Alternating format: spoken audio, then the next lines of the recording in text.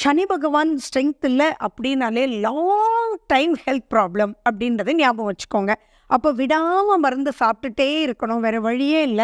இந்த டெஃபிஷியன்சி இருக்கு அப்படின்னு சொல்றது எல்லாமே comes under the category of Shani Bhagavan. போன்ஸ் சனி செவ்வாய் சம்மந்தப்பட்டது அப்படின்னா அது வந்து ஆக்சிடென்ட் ஆறது, ஃப்ராக்சர் ஆறது இதெல்லாமே உங்களுக்கு ஏற்படும். மெயினாக வந்து சனி பகவான்னா கால். அப்போ முட்டு வலி, பாதம், எலும்பு, நரம்பு இது எல்லாமே எதிர்ப்பு சக்தி அப்படின்றதும் சனி பகவான் தான். ஹீமோகுளோபின்ல ஒரு பாயிண்ட் வந்து நம்ம ஹீமோகுளோபின் அப்படின்னாலே அயன் அண்ட் புரோட்டீன் தானே. அந்த அயன் அப்படின்ற டிஃபிஷியன்சி இருக்கு அப்படின்னாலே அது சனி பகவானுடையது தான். அவங்க என்ன பண்ணணும் அப்படின்னா டெய்லி ஃபுட்டில் ஒவ்வொரு ஃபுட்டுலேயும் அயன் என்ன அவங்க இன்டேக் பண்ணியிருக்காங்க. கருப்பு எள்ளுருண்டை, கடலை மிட்டாய், கீரைகள், முருங்கைக்கீரை இது எல்லாமே அயன் சம்மந்தமானது.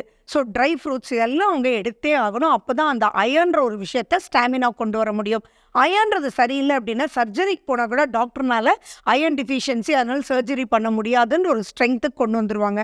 ஸோ ரொம்ப கேர்ஃபுல்லாக நம்ம பார்த்துக்கணும் சனி பகவானுடைய நிலை சரியில்லை அப்படின்னா.